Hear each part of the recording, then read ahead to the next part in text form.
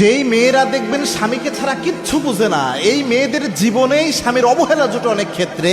তবে এর একটা কারণ আছে, এবং এই স্বামীদেরকেও আল্লাহ একটা প্রশ্ন কিয়ামতে করবে।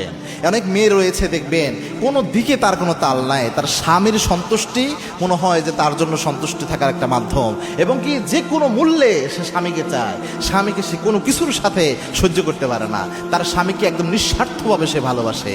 এরকম টাইপ স্বামী ভক্ত যে মেয়েরা হয়, তারা অনেক সময় এমন হয় ওই স্বামীর পক্ষ থেকে অবহেলার শিকার হয়, বিভিন্নভাবে স্বামীর পক্ষ থেকে কষ্টের শিকার হয়। এবং এটার একটা কারণ রয়েছে।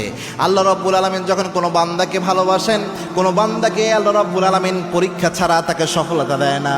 আল্লাহ রাব্বুল আলামিন নিজে জানিয়েছেন, আহাসিবান নাসু আন ইউতরাকু আন ইয়াকুলু আমান্না ওয়া হুম লা ইফতানুন। তোমরা কি ধারণা করেছো নাকি বলবা আমরা ঈমান এনেছি আর আমি আল্লাহ তোমার কোনো পরীক্ষা নিব না? অবশ্যই পরীক্ষা হয়। একটা মেয়ের পরীক্ষার ছেলের পরীক্ষার মধ্যে পার্থক্য আছে।